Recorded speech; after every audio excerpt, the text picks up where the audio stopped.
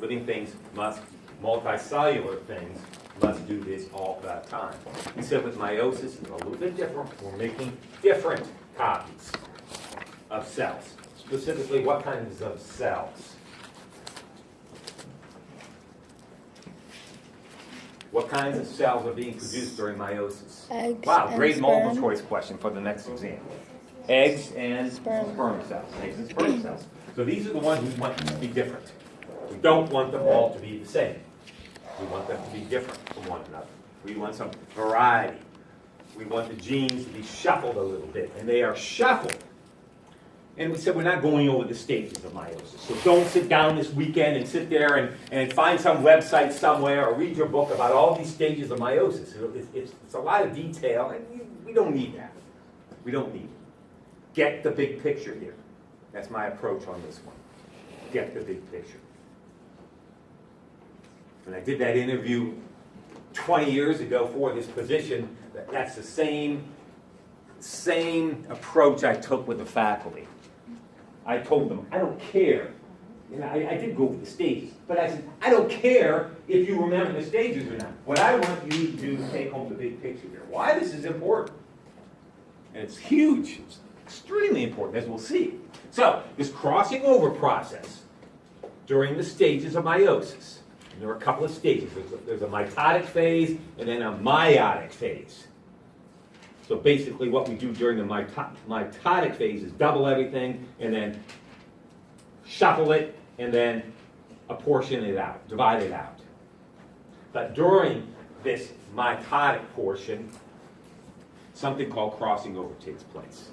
This is where bits and pieces of chromosomes break off and reform with other chromosomes. And what this acts to do is create new gene combinations. So let's look at this animation. It's not a bad animation. Thank you. A couple of you sent me some videos this morning. I appreciate that. I will check them out. Thank you. All right, let's get this together here. But as the cell prepares for meiosis just as it does for mitosis.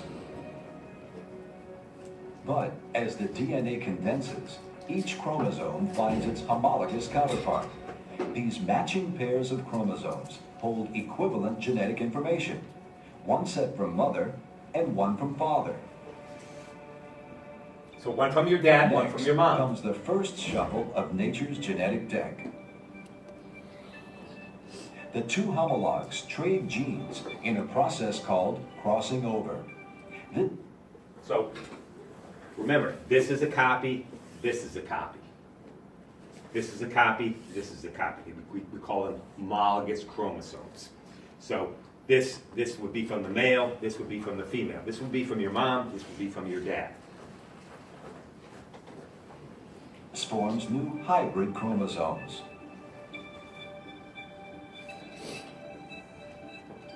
The spindles then place maternal and paternal chromosomes randomly on each side of midline. It is another shuffle that can lead to a host of different genetic outcomes. Finally, spindle fibers pull the homologs apart. This leaves the sister chromatids intact. With twice the amount of genetic information the cells will need, nature must cut the genetic deck in two. So we need one more division here.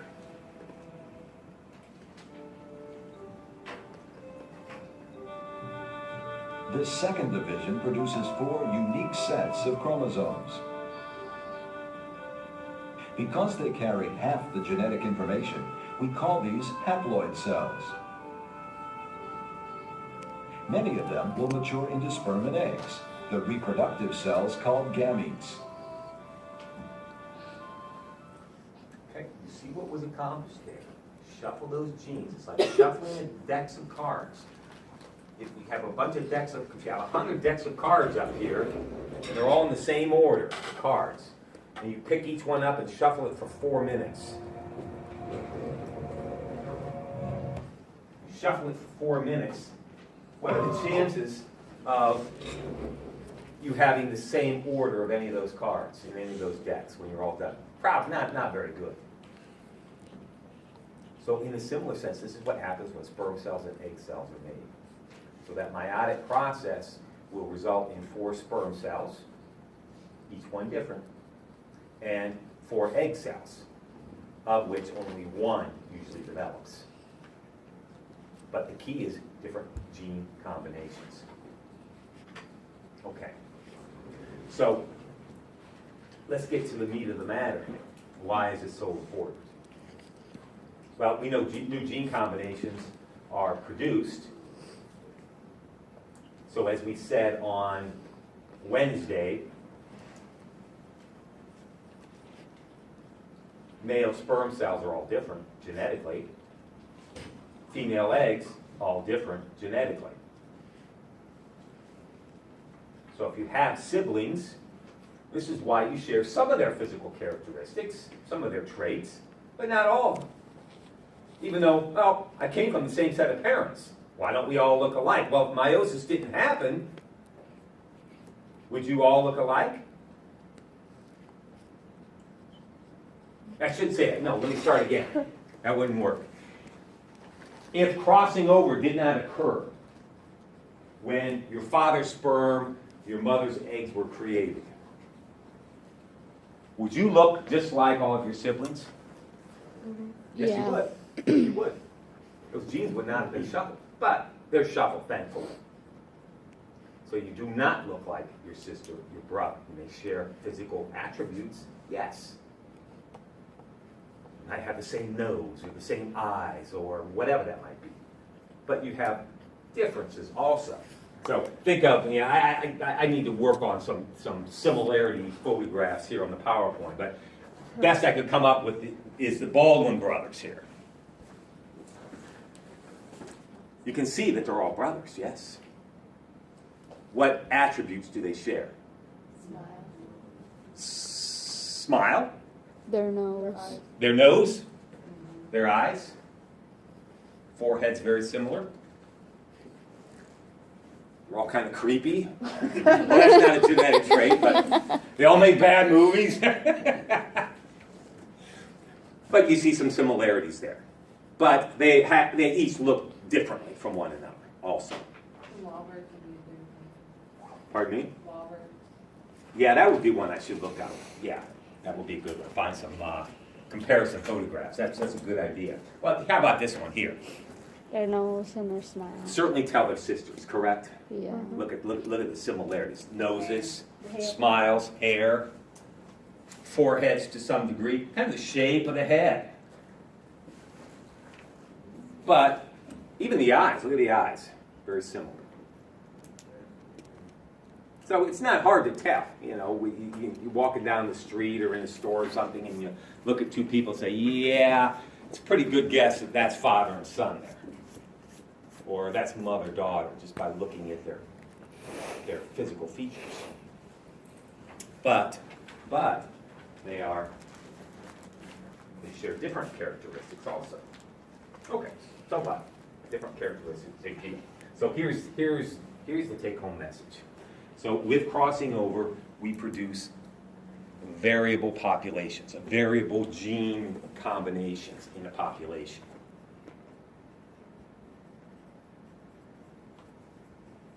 Every time the human deck is shuffled in meiosis, we're getting new gene combinations put into the population. It doesn't have to be humans. It could be a maple tree, since they undergo sexual reproduction. It could be a tree frog. It could be a mourning dove. It could be a garter snake. Any organism that reproduces sexually undergoes this process of meiosis. So it's the same with dogs and cats and possums and skunks and fish. During meiosis, different sperm, different egg cells are produced, so you get to shuffling. So genetic variability in any population is huge, very important, because the environment constantly changes. that living things are subjected to.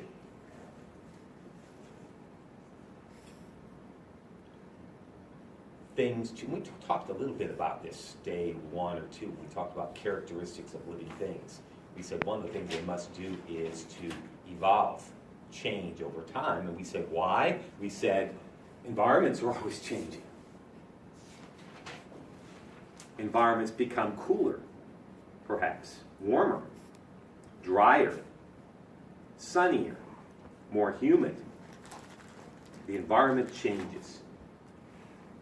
Pressures on populations, like new diseases, new predators, pathogens, those change too. It doesn't stay the same, it changes over time. And from our reference point, not a whole lot changes year to year to year to year, but that's a very tiny reference point, keep in mind, with the Earth being 4.5 billion years old. A few years is nothing.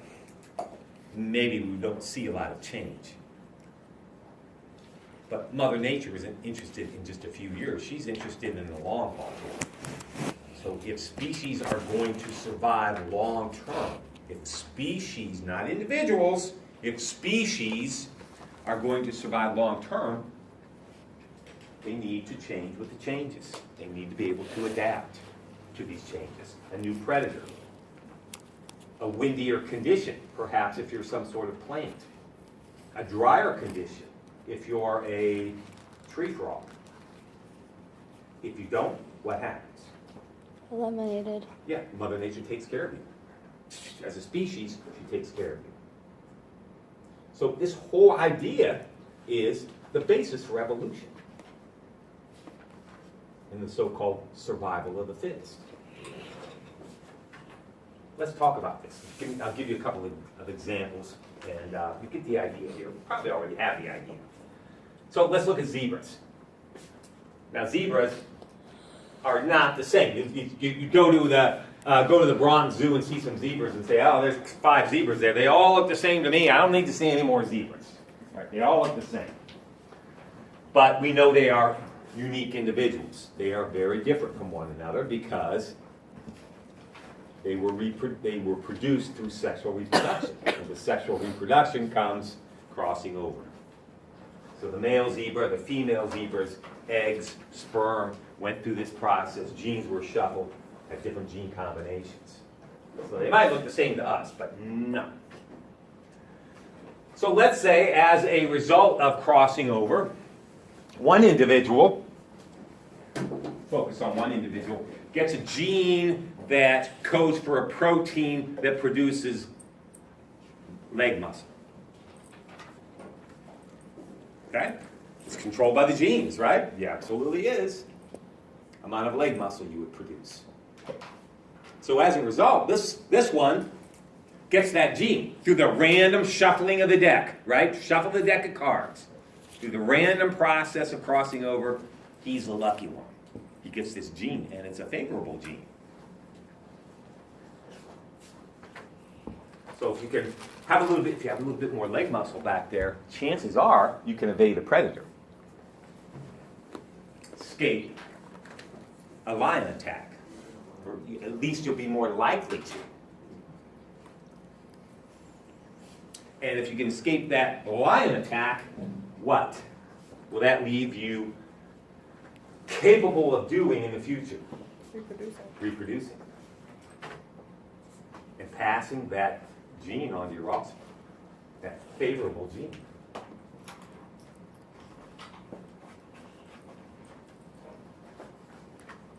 Too slow? Maybe you don't have that gene.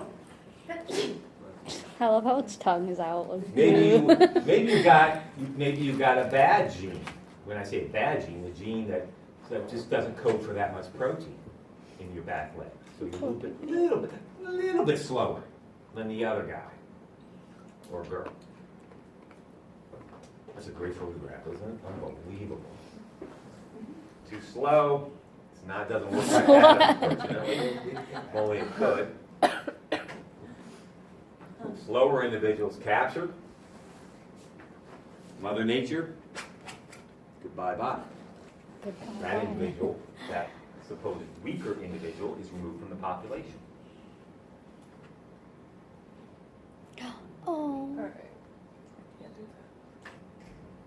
never breed again. So those genes removed. Wow.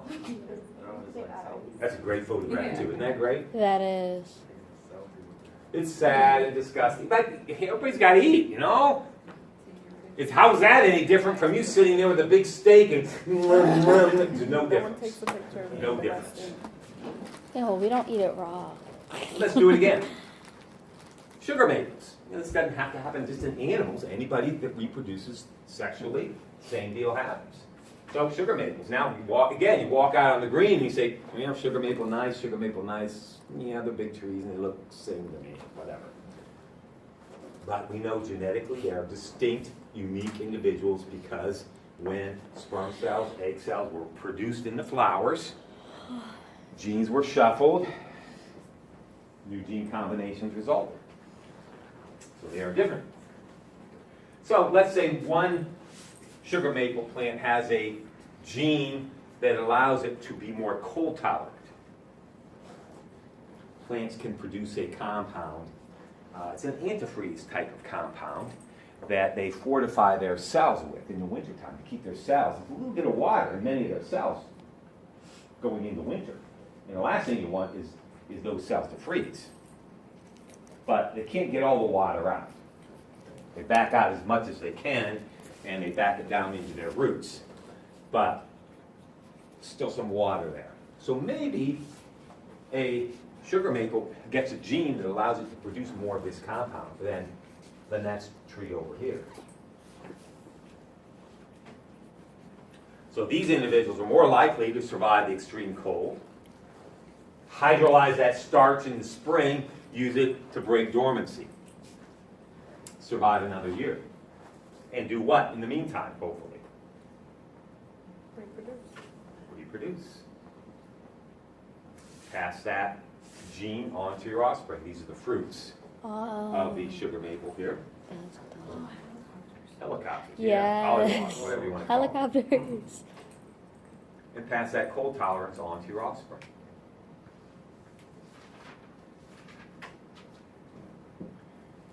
That next tree over that didn't get that gene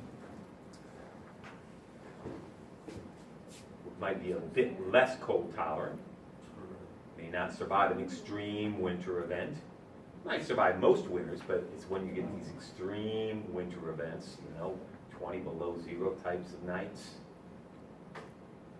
Never breed again. Mother Nature will take care of you. You become firewood. See the survival of the fittest. It all comes down to sexual reproduction. One more, gray squirrels. Squirrels are like rats around campus here. Like rats everywhere in Western Massachusetts. They're everywhere. So again, they all look alike to us, right? You see one gray squirrel on campus and I don't need to see anymore. But we know each one is a unique individual. This one's name is Charlie. No, it's cute. But each is a unique individual. Charlie. He's so cute. Genetically different. So all these young squirrels coming from the same parents, same litter. Well, dad's sperm were a little bit different. Mom's eggs were a little bit different. All unique individuals, even though they may share some similar traits. They certainly do share similar characteristics. So maybe one of the individuals got lucky and there's a particular pigment in the eye that allows it to detect changes in light intensity. I'm just making this up. Will be certainly genetically controlled. Pigments are proteins. So as a result, it's a little bit better than its sibling at detecting changes in the intensity of light. So in other words, if it sees a shadow or movement of shadow, something that blocks a little bit of light, it's a little more attuned to that than its sibling. Certainly could make sense. And perhaps be able to better detect the movement or the presence of a predator. Red-tailed hawk flies in. Sometimes they create little shadows here and there. I'm sure the squirrels out there know all about that. and take evasive action more quickly. Run to the nearest tree, run to the other side of the tree trunk. Squirrels do. Escape. Pass these genes on to its offspring, and we know what's going to happen to its sibling that didn't quite pick up that shadow that just came in. I don't wanna. Oh no! Charlie! No! That's a great photograph too. Like, how do you catch something like that? Like, I've never, like, seen a predator eat an animal. Like, myself. I've never, like. How does the hawk catch it? Well, no, How do you catch like, a picture? how do you catch a picture of something? I don't. Like, you have to be, like, most of these searching photographs for you see it. are not mine. I pirate them off the internet. Yeah, I know that. But just lucky, you know, watching and Lucky, if I seen that, I would cry. I'd ball my eyes out. Oh no! so become lunch. Remember, everybody's got to eat, right? Everybody's got to eat. It's like you stuffing a peanut butter and jelly sandwich down your throat. But that's Everybody's not got it. meat. Okay, so you see how that works? Yes. Is that a kangaroo? Let me give you another great example of survival of the fittest and how this all works. Now, you don't have to copy this one down. I'm going to just blow through these slides, but it's really an interesting topic. And if you're interested, you can take my environmental biology class. We talk all about such things, about what are called invasive species. European rabbits are invasive to Australia. So it's a kind of a long, involved story. This is the short of it. So back in 1859 in Australia, some English guy who settled there wanted to hunt rabbits, you know, a piece of the homeland. The rabbits are not native to Australia, so they were brought in. 24 of them. Seems pretty harmless, doesn't it? Just 24. By 1950, there were over 600 million of these things running around Australia. And they do a lot of damage. Damage to the habitat, damage to crops, damage to trees.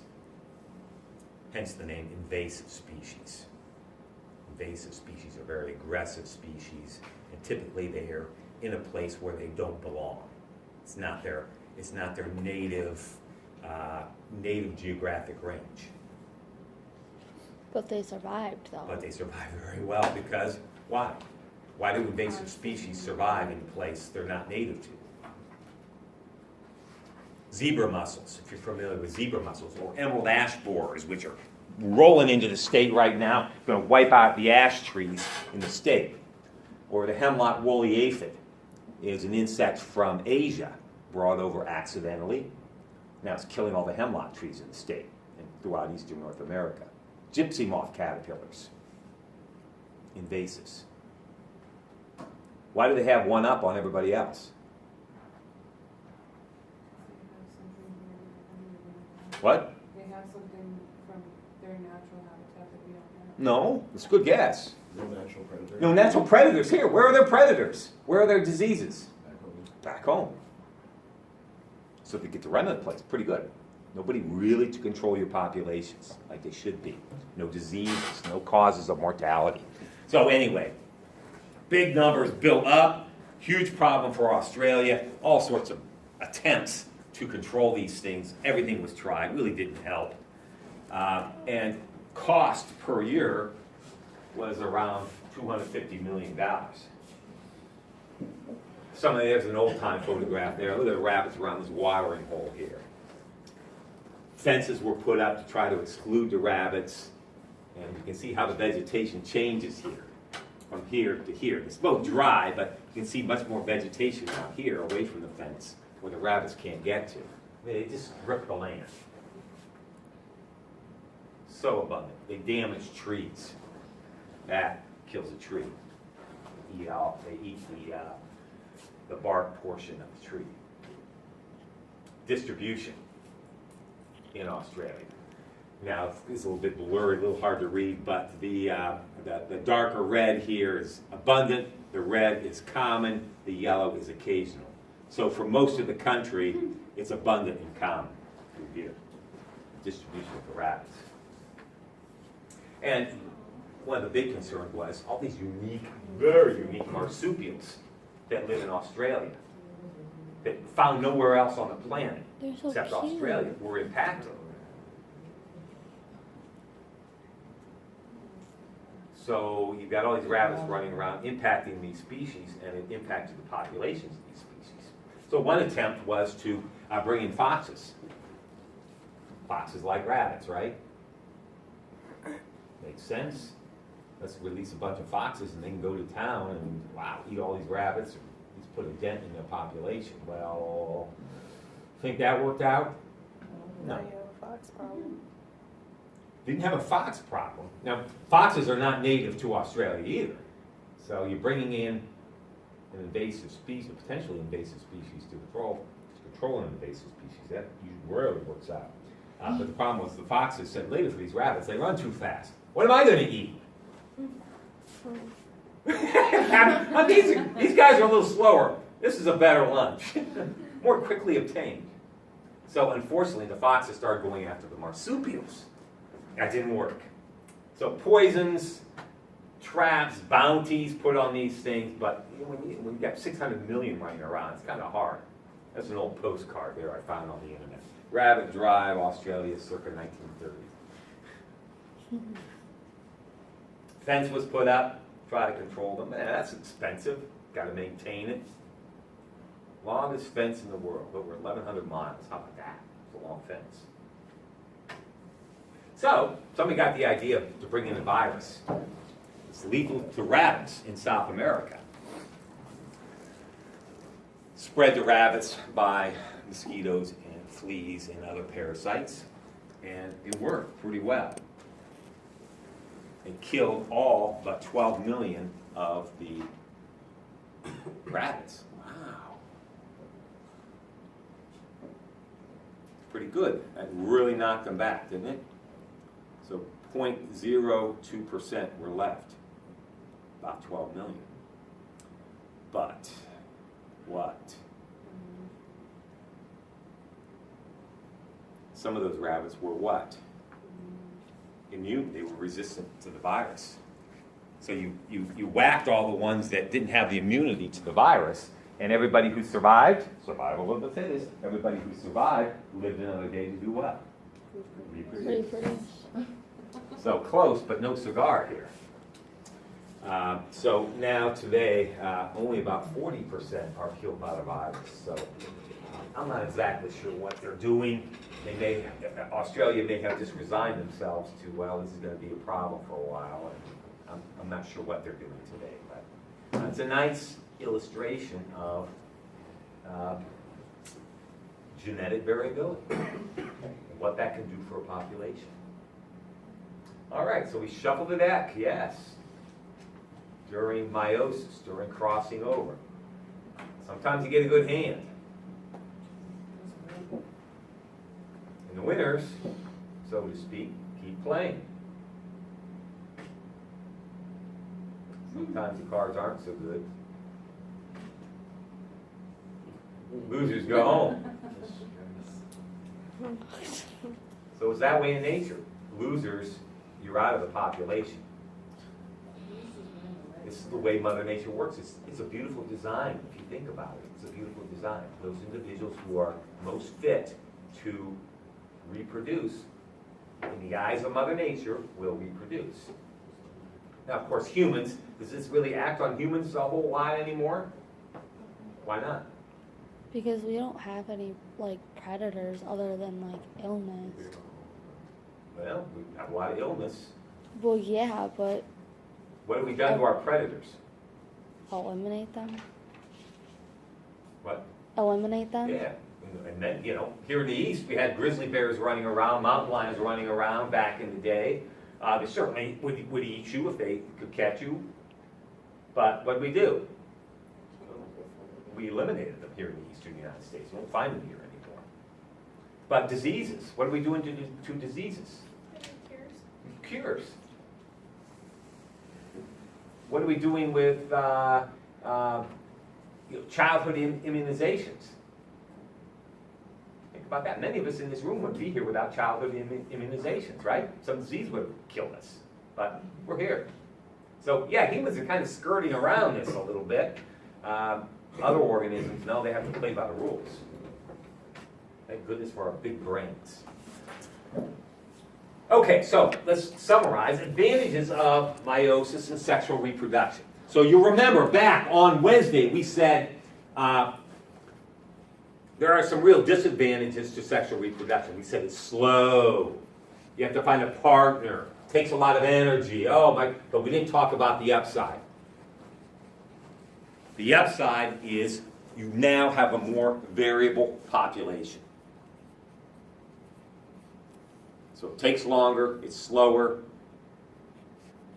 more energy is involved, but the upside is the population is now more variable because of this process, this sexual process. And that's better for the long-term survival of the population. So here's where you get the idea. Remember we said meiosis means a lessening? Reduction of the DNA in those sperm and egg cells.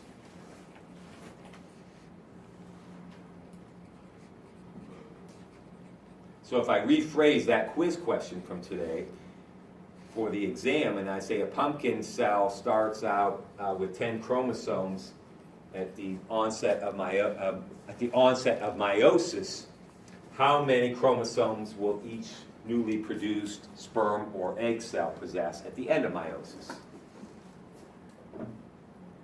What? 5. Be reduced by half. You won't make that mistake again.